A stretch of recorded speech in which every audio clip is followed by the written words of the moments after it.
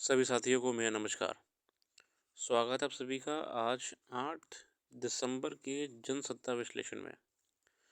आइए शुरू करते हैं आज का विश्लेषण। प्रथम पृष्ठ पे हमारे सामने वर्तमान में इलेक्शंस के जो परिणाम आए हैं उनको लेके खबर है। बजट को लेके निर्मला जी का छोटा सा एक बाइट भी है कि निर्मला सीतारमण ने कहा कि 1 फरवरी 2024 को पेश किए जाने वाला बजट में कोई बड़ी घोषणा नहीं होगी। उन्होंने कहा कि ये आम चुनाव से पहले पेश होने वाला लेखानुदान होगा। ये सीतारमण का छठा बजट होगा। सीतारमण ने CII वैश्विक आर्थिक नीति मंच को संबोधित करते हुए कहा कि अगले साल अप्रैल मई में होने वाले आम चुनावों के बाद चुनी हुई नई सरकार आगे कवर करेंगे इस चीज़ को। हालांकि ये मतलब एक इंडिकेशन है कि ऐसी कुछ मेगा अपडेट नहीं आने वाली है अगले साल बजट में। अगले साल इलेक्शंस भी हैं, तो लेट अस सी। चलिए हम सीधे अपने आर्टिकल्स पर जाते हैं, बाकी खबरें आप भी पढ़ सकते हैं। यहाँ पर हम देख रहे हैं आर्टिकल हमारे सामने जो आया है वो है गुणवत्तापूर्ण रोजगार की चुनौती। देखिए, क्वालिटी एम्प्लॉयमेंट या फिर हम पहली बात करें एम्प्लॉयमेंट भी किसी भी अर्थव्यवस्था के लिए बहुत ज़रूरी होता है। और ज़रूरी सिर्फ एक व्यक्ति के लिए नहीं होता है। अगर आप एक व्यक्ति को एम्प्लॉयमेंट देते हैं तो आप उसके पूरे परिवार को सपोर्ट करते हैं, पहली बात। मगर ये एक बहुत छोटा एस्पेक्ट है। इससे बड़ा एस्पेक्ट ये भी है इकोनॉमिकल। इकोनॉमिकल एस्पेक्ट क्या है कि अगर आप किसी व्यक्ति को रोज़गार देते हैं तो वो व्यक्ति अर्थव्यवस्था को चलाने में सहायता करता है। आप दुनिया भर के उद्योग डाल दीजिए, आप बड़े बड़े मॉल डाल दीजिए, आप बिजनेसमैन को लोन दे देकर आप शॉपिंग कॉम्प्लेक्स बनवा लीजिए, ठीक है, आप फैक्ट्री में प्रोडक्शन करवा लीजिए, मगर वो सब मेरे साथियों किसी काम का नहीं है अगर उसे खरीदने वाले लोग नहीं होंगे। ठीक है, और ये जो पैसा आता है यही पैसा इकनॉमी को चलाता है। तो एम्प्लॉयमेंट की अगर हम बात करें तो पहली बात तो एम्प्लॉयमेंट होना ये एक सोशियोलॉजिकल, अगर हम सोशल एस्पेक्ट की बात करें बस, तो एम्प्लॉयमेंट होने से एक फैमिली को या फिर जो भी उस डिपेंडेंट लोग होते हैं उनको एक अच्छा सेफ्टी एंड सिक्योरिटी मिलता है फॉर लिविंग। अगर हम इकोनॉमिकल बात करें तो एक मार्केट के लिए उसमें रहने वाले या उसमें रिसाइड करने वाले, निवास करने वाले जितने भी व्यक्ति हैं उनकी अगर आय क्षमता, उनकी अगर परचेजिंग पावर होगी तभी वो इकोनॉमी चल पाएगी। तो ये एम्प्लॉयमेंट के हमारे सामने सोशियो इकोनॉमिक एस्पेक्ट्स हैं। अगर हम बात करेंगे कभी भी कि सोशियो इकोनॉमिक एस्पेक्ट समझाइए तो आप उसमें यही मेंशन करने का प्रयास करिएगा कि एम्प्लॉयमेंट होना सिर्फ ये, देखिए ये कोई लड़ाई बेरोजगारों की नहीं है, ये तो अर्थव्यवस्था की लड़ाई है। अगर लोगों के पास रोजगार ही नहीं होगा तो मेरे साथियों ये अर्थव्यवस्था नहीं चल पाएगी। ये जो फैक्ट्रीज़ हैं, जो कॉम्प्लेक्स हैं, जो बड़ी बड़ी इंडस्ट्रीज डाली जा रही हैं, ये एयरपोर्ट खोले जा रहे हैं, ये हाईवे बनाए जा रहे हैं, ये सब किसके लिए बनाए जा रहे हैं? लोगों के लिए। अरे भैया, लोग इन चीज़ों का सेवन कैसे करेंगे? लोग सेवन चीज़ों को तभी कर पाएंगे जब उनके पास होगी मुद्रा। उस शॉपिंग कॉम्प्लेक्स में या फिर उस फैक्ट्री का जो प्रोडक्ट होगा वो तभी बिकेगा जब इस व्यक्ति के पास होगा पैसा। ठीक है, बड़े बड़े हाईवेज जो बन रहे हैं वो तभी फायदेमंद होंगे जब होगा लोगों के पास पैसा। जब लोग गाड़ी से जाएंगे, गाड़ी से आएंगे, टोल टैक्स पे करेंगे, लोगों के पास पैसा होगा तभी उन हाईवेज पे बड़े बड़े ट्रक चलेंगे जो फैक्ट्रियों का माल एक पॉइंट से दूसरे पॉइंट पे ले जाएंगे। और ये सब तभी मुमकिन हो पाएगा जब लोगों को रोज़गार मिलेगा। तो हमें ये ध्यान रखना है कि रोज़गार सिर्फ एक व्यक्ति का या कोई युवाओं की लड़ाई नहीं है, ये पूरी अर्थव्यवस्था की लड़ाई है। ठीक है, जब इस व्यक्ति के पास परचेजिंग पावर होगी तभी पूरी इकोनॉमी घूमेगी। अगर लोग के परचेजिंग पावर कम होगी तभी देखिए मार्केट जो है, देखिए इतना फ्लरिश नहीं कर पाएगी। और ये देखा भी जा रहा है, लोग स्पेंडिंग अपनी कम कर रहे हैं क्योंकि अर्निंग कम हो रही है, जो कि कितनी भी हम फिस्कल स्टिमुलस स्कीम्स ले आए कारगर नहीं होंगी। चलिए, centre for monitoring Indian economy CMIE की बेरोजगारी संबंधी आंकड़ों के अनुसार मार्च 2023 में भारत में बेरोजगारी की दर तेजी से बढ़ी। बेरोजगारी दर दिसंबर 22 में बढ़कर 8.30% हो गई थी, लेकिन जनवरी 23 में घटकर 7.14% हो गई। फरवरी 23 में फिर से बढ़कर 7.45% तक पहुंच गई। मार्च 23 के नए आंकड़ों के अनुसार भारत में बेरोजगारी दर 7.8% की उस स्तर पर है। देखिए 7.8% है वर्तमान में। देश में उपलब्ध रोजगार के अवसरों को गुणवत्तापूर्ण रोजगार की श्रेणी में नहीं रखा जा सकता। भारत सहित दुनिया भर में कर्मचारियों की छंटनी की जा रही है। हम जानते हैं साथियों कि इस समय क्या हो रहा है वर्तमान में, भारत में ही नहीं ऑल ओवर वर्ल्ड में, टेक्निकल वर्ल्ड में ले ऑफ हो रहे हैं। ले ऑफ ये वो टर्म होता है, इसका मतलब होता है कि भारी मात्रा में एम्प्लॉयज़ को निकालना,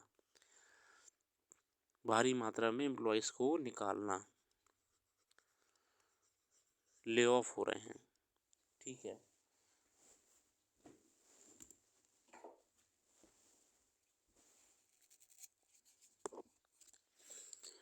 चलिए, सरकारी क्षेत्र में रोजगार के अवसरों की निरंतर कमी आ रही है। हम जानते हैं वैकेंसीज जो आ रही हैं वो तो बिल्कुल ना के बराबर आ रही हैं। पहली बात तो आ बहुत लेट रही हैं, अगर आ भी रही हैं तो इतनी कम आ रही हैं कि उसमें पॉसिबल ही नहीं है कि हम लाखों लोग को नौकरी दे पाएँ।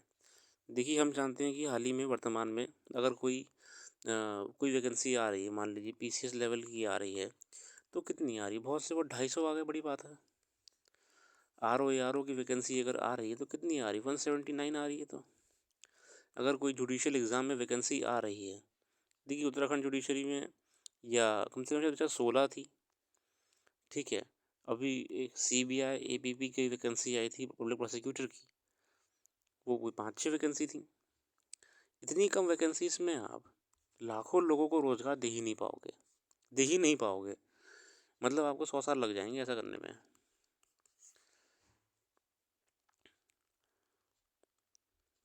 केंद्र और राज्य सरकारों के विभागों में बड़ी संख्या में पद रिक्त हैं। हम जानते हैं कि पद खाली जा रहे हैं, जिनमें ना तो स्थायित्व है, ना ही पर्याप्त वेतन तथा सुविधाएं, और ना ही सेवानिवृत्ति से जुड़े लाभ। निजी क्षेत्र में उपलब्ध अधिकांश रोजगार में ना वेतन भत्तों के संबंध में उपयुक्त प्रावधान है और ना ही सामाजिक सुरक्षा और कल्याण योजनाएं। प्राइवेट सेक्टर में कमी क्या है? प्राइवेट सेक्टर में सबसे बड़ी कमी ये है कि पहली बात तो जॉब सिक्योरिटी नहीं है, कभी भी आपको निकाल दिया जाएगा। दूसरी बात, सैलरी ही है जिसके सहारे आप जिंदा रह सकते हो। इंसेंटिव वगैरह हैं मगर वो बहुत ज़्यादा काम करने के बाद ही मिल पाते हैं, वो भी जब कंपनी जिस हिसाब से चाहे। इतने भी नहीं होते कि आदमी जिंदा रह पाए अच्छे से। तीसरी बात क्या है, इन सब के अलावा सोशल सिक्योरिटी बेनिफिट्स तो ना के बराबर हैं, ना के बराबर हैं। जैसे कि मैं हाल ही में रूबरू हुआ एक बैंक के एम्प्लॉय से, आपको हंसी आएगी कि जो बैंक के एम्प्लॉय बेसिकली बैंक में नहीं थे, वो NBFC कंपनी है, मतलब नॉन बैंकिंग फाइनेंशियल कंपनी है, प्राइवेट कंपनी, मैं उसका नाम नहीं लूँगा। उसके एम्प्लॉय हैं, इंश्योरेंस वगैरह में और म्यूचुअल फंड वगैरह देखते हैं। तो उनसे मेरी बातचीत हुई, वो कि सीनियर पोस्ट पे हैं। तो उन्होंने बताया कि कंपनी ने जब दिवाली आई थी तो लोगों को उम्मीद थी कि दिवाली में इंसेंटिव वगैरह अच्छे मिलेंगे। ठीक है, तो मिलते भी हैं, बहुत से बैंक देते भी हैं। तो उनके बैंक ने क्या करा, बड़ी मज़ेदार बात, इंसेंटिव के नाम पे एक भी रुपया नहीं दिया बढ़ा के, एक भी रुपया बढ़ा के नहीं दिया। उल्टा एम्प्लॉयज़ की ही 15 दिन की सैलरी एडवांस में दे दी। मतलब जो सैलरी वैसी उनको अगले महीने मिलने वाली थी वो दे दी एडवांस में। अरे भाई ये बताओ, अब वो अगले महीने बाकी बचे 15 दिन में खर्चे कैसे निकालेंगे? उनकी EMIs होती हैं, उनकी पेमेंट्स होते हैं। तो प्राइवेट सेक्टर का सबसे बड़ा ड्रॉबैक ये है कि बहुत ही कम मॉनेटरी बेनिफिट्स हैं। और अगर हम बात करें, नहीं सर, प्राइवेट सेक्टर में जो टॉप जॉब्स हैं, बिल्कुल जो टॉप लेवल की हैं, मैनेजमेंट्स वगैरह में, उनमें से सैलरी बहुत अच्छी मिलती है और दुनिया भर का फ्लैट भी मिलता है, ये भी मिलता है, वो भी मिलता है। तो भैया वो कितने लोग हैं? वो लोग 0.1% हैं, 1% भी नहीं है। 1% में तो बॉस आते हैं, CEOs आते हैं। ये है वर्तमान में इकोनॉमिक्स की स्थिति जॉब सेक्टर में। तो ये खतरा है सभी देशों के लिए। अच्छा, हम देखें कि चाइना में भी, अच्छा एक और चीज़, जॉब से खतरा एक और बढ़ता जा रहा है। प्राइवेट सेक्टर में क्या हो रहा है, जब से ये कंप्यूटराइजेशन हुआ है, जब से टेक्नोलॉजी नई नई आ गई है, तब से क्या हो रहा है, कंप्यूटराइजेशन होने से तब से बहुत सारे काम कंप्यूटर से ही हो जाते हैं। पहले आपको ध्यान होगा, बचपन में आपके घर में एक एजेंट आते थे एलआईसी के, जो आपकी पॉलिसी रिन्यू कराते थे, जो आपकी गाड़ी की इंश्योरेंस रिन्यू कराते थे, दुनिया भर के काम अपने कराते थे। अब वो नहीं आते हैं, क्योंकि अब आप मोबाइल में एप्लीकेशन डाउनलोड कर लो और खुद ही कर लो। पहले बहुत सी जॉब्स में सेल्स एजेंट हुआ करते थे, अब नहीं है, क्योंकि अब एप्लीकेशंस वगैरह आ गई हैं, आप खुद भी कर सकते हो। इवन म्यूचुअल फंड वगैरह में भी आप खुद मोबाइल से निकालो, खुद कर लो। तो जो बंदे को कमीशन मिलता भी था, अगर हम कमीशन पे बात करें, नहीं सर प्राइवेट कंपनी कमीशन भी देती है ना काम करने पे, तो वो भी ख़त्म हो गया है टेक्नोलॉजी के माध्यम से। अब जो रिकॉर्ड्स मेंटेन करने के लिए पहले एक ऑफिस में 5 से 6, मान लीजिए 5 से 6 लोग हुआ करते थे, तो वो काम अब 6 लोग की जगह कम होकर 2 लोग पे आ गया है। क्यों? क्योंकि वो रिकॉर्ड्स अब कंप्यूटराइज हो गए हैं, और कंप्यूटर भी उन रिकॉर्ड्स को मेंटेन करने में बहुत आसानी से, बिना कोई चिकर चिकर करे, कर लेता है। तो निजी क्षेत्र में उपलब्ध अधिकांश रोजगारों में ना वेतन भत्तों के संबंध में उपयुक्त प्रावधान है और ना ही सामाजिक सुरक्षा। देश के असंगठित क्षेत्र से जुड़े लोग के लिए तो गुणवत्तापूर्ण रोजगार स्वप्न है, मतलब सपना के बराबर है। गुणवत्तापूर्ण रोजगार का अर्थ है कि जहां व्यक्ति और उसके परिवार की बुनियादी जरूरतों को पूरा करने के लिए पर्याप्त भुगतान की व्यवस्था हो। व्यक्ति के कामकाजी जीवन और घरेलू जीवन के बीच संतुलन बनाने हेतु कार्य के घंटों का निर्धारण इस प्रकार हो कि वह अपने रोजगार और पारिवारिक जीवन में पर्याप्त संतुलन रख सके। काम का वातावरण सकारात्मक हो, ताकि व्यक्ति बिना तनाव के कार्य कर सके और उसके कौशल विकास हो सके, एक ओवरऑल डेवलपमेंट हो सके। चलिए आगे आते हैं। देश में असंगठन क्षेत्र में बहुत बड़ी संख्या में कार्यबल कार्यरत है। उनका देश की अर्थव्यवस्था में 50% से अधिक का योगदान है, और इस क्षेत्र में कार्यरत लोगों का कुल कार्यबल में हिस्सा 80% है। इसमें अधिकतर वह लोग होते हैं जो गांव में परंपरागत कार्य करते हैं। भूमिहीन और छोटे किसान भी इस श्रेणी में आते हैं।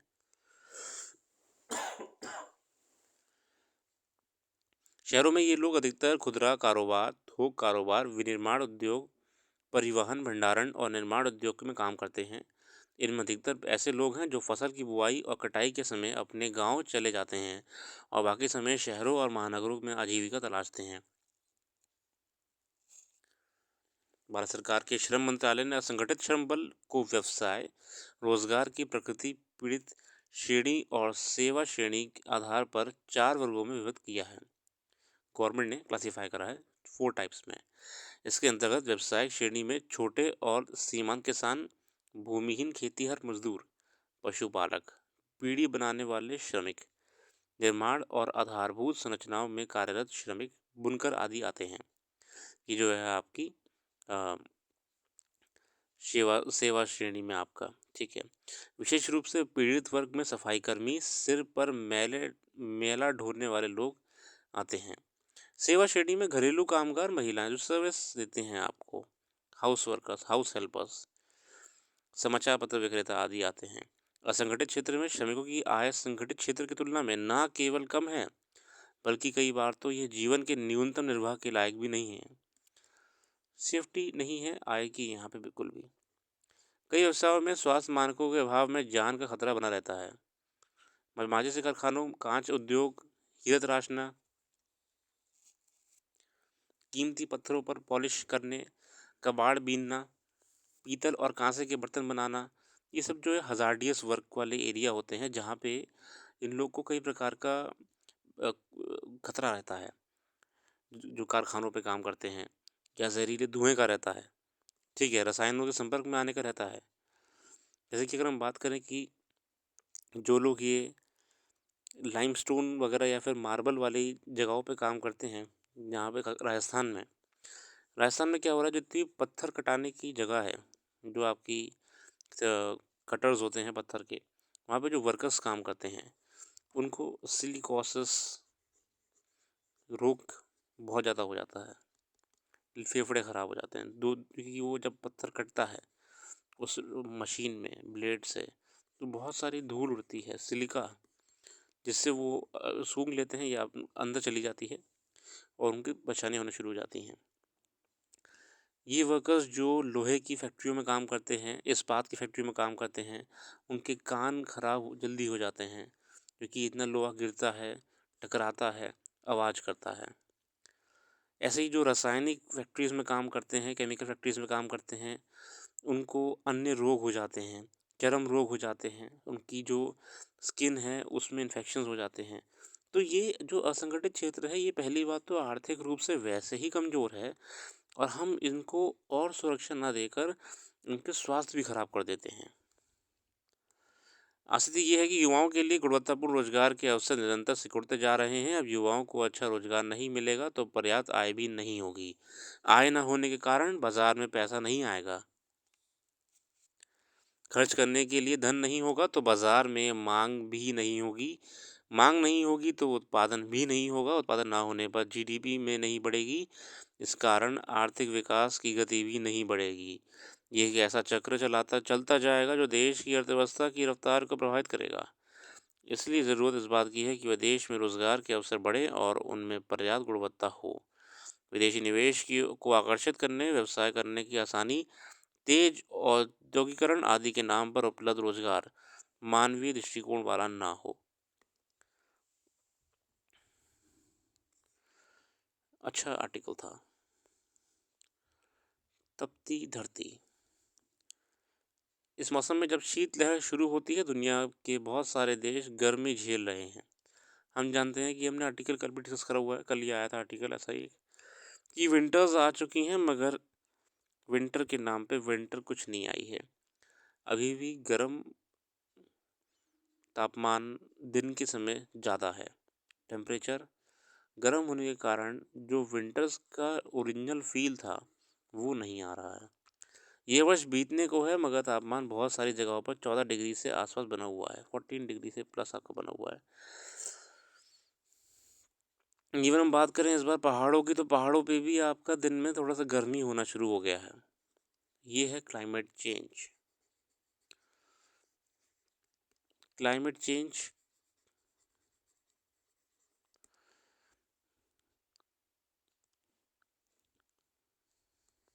ये हम कल असल में इसके बारे में बता चुके हैं कि कैसे COP28 में ये निर्णय लिए जाते हैं, कॉप कॉन्फ्रेंस ऑफ पार्टीज़ वाली मीटिंग में, कि कैसे हम कार्बन एमिशंस कम करें, हम ग्रीन एनर्जी की तरफ जाएं, हम रिन्यूएबल एनर्जी की तरफ जाएं। देखिए क्लाइमेट चेंज तो हो के रहेगा, हो भी चुका है। हम अब इतना कर सकते हैं कि हम उसको उसको बस कंट्रोल में रखें। तभी हमने टारगेट रखा था कि ग्लोबल टेम्परेचर 2 डिग्री से ऊपर जाने नहीं देंगे। हम रिन्यूएबल एनर्जी फोकस करेंगे। देखिए हम इसे रोक नहीं सकते, क्लाइमेट चेंज रोक नहीं पाएंगे अभी भी, क्योंकि हमने बहुत ख़राब कर दिया है इसे। हम बस इसका असर कम कर सकते हैं। हम ईवी टेक्नोलॉजी व्हीकल्स, हम डीजल पेट्रोल को कम कर सकते हैं, एथेनॉल ब्लेंडिंग कर सकते हैं पेट्रोल वगैरह में, उससे जो भी एमिशन होता है धुएं का वो पॉइजनस नहीं होता है। हम सोलर बेस्ड एनर्जी सप्लाई घरों में कर सकते हैं, घरों में हम सोलर एनर्जी के माध्यम से सप्लाई दें, ताकि हम कोयला कम जलाएं। कोयला कम चलेगा तो प्रदूषण भी कम होगा। हम पब्लिक ट्रांसपोर्ट को भी इलेक्ट्रिक कर सकते हैं या फिर हाइड्रोजन बेस कर सकते हैं पब्लिक ट्रांसपोर्टेशन को भी। जितना संभव हो सके हमें ये ही कर सकते हैं। इसके अलावा हमारे हाथ में भी क्लाइमेट चेंज को रोकना पॉसिबल नहीं है, क्योंकि रियलिटी में देखा जाए जितनी भी आपकी कॉन्फ्रेंस और पार्टीज़ वाली मीटिंग रही हैं, जितनी भी आपकी कॉप की मीटिंग्स रही हैं, इनका उतना प्रोडक्टिव कभी भी रिजल्ट नहीं निकला है। क्योंकि देश क्या होता है, जब इम्प्लीमेंट करने की बात आती है तो कोई बोलता है मैं नहीं करूँगा, कोई बोलता है मैं नहीं करूँगा।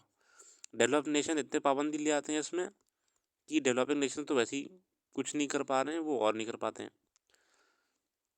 चलिए, ये सब तो लगा रहेगा समाज में, सब क्लाइमेट को रोकने का प्रयास करना ज़रूरी है समय रहते। हो भी जाएगा। चलिए, कुछ खास खबर नहीं है, आगे आते हैं। बाकी कुछ खास नहीं है, आज के लिए रखते हैं। जो करंट अफेयर्स रह जाती है हमारा बेसिकली, क्योंकि हम यहाँ पे अखबार को डिस्कस करते हैं तो हम अननेसेसरी करंट अफेयर्स को नहीं इन्वॉल्व करते हैं। बाकी जो करंट अफेयर्स यहाँ पे डिस्कस हम नहीं करते वो हम वेबसाइट पे कर लेते हैं, जो कि डिस्क्रिप्शन में आपको इसका लिंक मिल जाएगा। आप वहाँ पे जाके वेबसाइट पे क्लिक करिएगा तो आपको जो करंट अफेयर्स है वो सब आपको डिटेल्ड मैनर में मिल जाएगी। रेगुलरली विजिट करिएगा, आपको फ़ायदा रहेगा और अपडेटेड रहेंगे। बाकी अपना कीमती समय देने के लिए बहुत बहुत धन्यवाद। आपका दिन शुभ हो।